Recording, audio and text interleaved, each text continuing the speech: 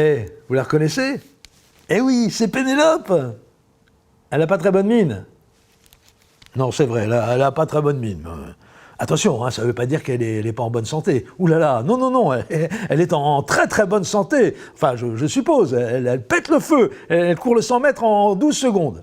15 secondes, voilà. Hein. Non, parce qu'après l'autre, il va raconter à la télé que ça va bien. Hein. Ah les amis, quel week-end de ouf! Vous étiez au Troca hier soir pour soutenir le candidat Toc Toc? Oui, en 2012, le Trocadéro avait vu passer le candidat Bling Bling. Mais hier soir, c'était le candidat Toc Toc. Et il y avait du monde pour le soutenir. Hein. Ils étaient des milliers qui scandaient « Un papa, une maman, des enfants, et pour tout ce monde plein d'argent !» Ou encore « Nous on vote Pénélope, au moins c'est pas une salope !» Oui, une partie importante des manifestants venait de la Manif pour tous et avait été réquisitionnée in extremis par nos amis de Sens Commun. Donc il a fallu adapter les slogans un peu à l'arrache, ce qui donnait des trucs légèrement bizarres, genre « On veut moins de fonctionnaires et la messe en latin », mais aussi « Les chômeurs sont des feignants, dites non à l'avortement ». Oui, c'était étrange. Il y avait beaucoup de manifestants mobilisés par Sens Commun qui ont cru par exemple que c'était Philippe de Villiers qui faisait un discours. Il l'encourageait « Vive Jeanne d'Arc, vive Monseigneur Lefebvre, que Noël ma mère aille brûler en enfer. Oh les gars, regardez, il y a plein de petits vieux par ici. Suivez-moi, on va leur donner l'extrême onction. » Oui, il faut dire que l'autre moitié des manifestants était composée des fans habituels de François Fillon, à savoir des seniors des beaux quartiers, mais des seniors vraiment seniors, hein, certes qui portent beau avec charentaise en croco, veste de chasse et canne à pommeau pour motiver le petit personnel quand il se relâche, mais quand même bien amortis. De toute façon, pour être fan de Fillon, il faut forcément être bien tapé du cigare, avoir une araignée dans la soupente. Bref, j'étais coincé entre les semi-grabataires du fan club de François Fillon et les allumés du goupillon de la Manif pour tous, avec ma poussette bélier anti-CRS de gauche dans la main droite et mes deux drapeaux tricolores dans la gauche, et je me régalais. Le gros kiff réac régressif. Et oui, comme Fillon a ramassé un paquet d'oseille avec le droit de vote à 2 € par tête de vieux, mis en place lors de la primaire de la droite, son équipe de campagne n'avait pas chipoté sur les drapeaux. Ils en avaient distribué au moins 2 par manifestant. Vu de haut, la place du Trocadéro donnait l'impression qu'on venait de gagner les 2 dernières guerres mondiales, la Coupe du Monde de foot et le Tour de France d'un seul coup. Le candidat Toc Toc s'est fendu d'un discours d'une demi-heure, tout mouillé, hein, dont une bonne moitié a passé à rouler ses amis politiques dans la sueur d'hostie consacrée, amis entre guillemets qu'il a sommé de faire leur examen de conscience. Ce qui n'est pas très réaliste, mon cher François. Hein, si les caciques de LR doivent faire leur examen de conscience, ils en ont au moins pour 5 ans.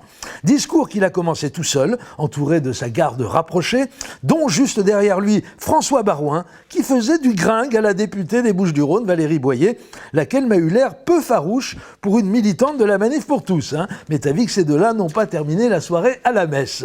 J'ai vu le moment où ils allaient se rouler une grosse galoche dans le dos du ressuscité, qui était tellement extatique de bonheur qu'à la fin de son discours, justement, il a demandé à Pénélope de le rejoindre, ce qu'elle a fait.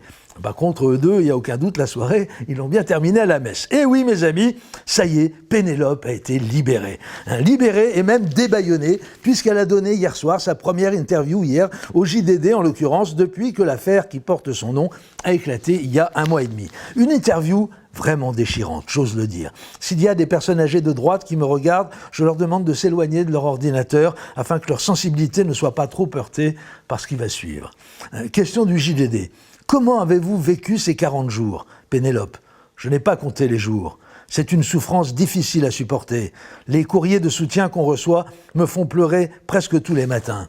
C'est horrible ce que subit cette femme. C'est la double peine pour Péné. Elle souffre à cause de ceux qui la martyrisent et pleure quand on la réconforte. Tout ça à cause de quoi ? 800 000 petits euros de rien du tout d'argent public détourné. Qu'est-ce qu'on va l'enquiquiner pour si peu? Vous savez, nous sommes tous responsables de la souffrance de cette malheureuse. Nous avons tous lu et même parfois acheté le Canard enchaîné. Il n'y a pas de quoi être fier. Suite de la réponse. Mais j'ai beaucoup de chance, car notre famille reste soudée autour de nous deux.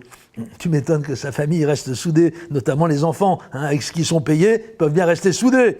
Question, qu'est-ce que ça fait quand on est une femme aussi discrète que vous d'avoir donné son nom à un scandale, le Pénélope Gate? Réponse, je me suis senti traversé par la foudre. C'est ce que j'ai vécu de pire dans ma vie. Pauvre, pauvre Pénélope, c'est trop injuste ce qui lui arrive. Elle donne son nom à un scandale et ne touche pas un penny de droit d'auteur dessus. C'est dégueulasse. Question du JDD. Vous croyez en Dieu? Pénélope. Oui. Cela permet-il de tenir? Réponse, oui, oui, oui. Et vous comptez rendre l'argent aux contribuables français ? Oui, non, cette question-là, c'est moi qui la pose.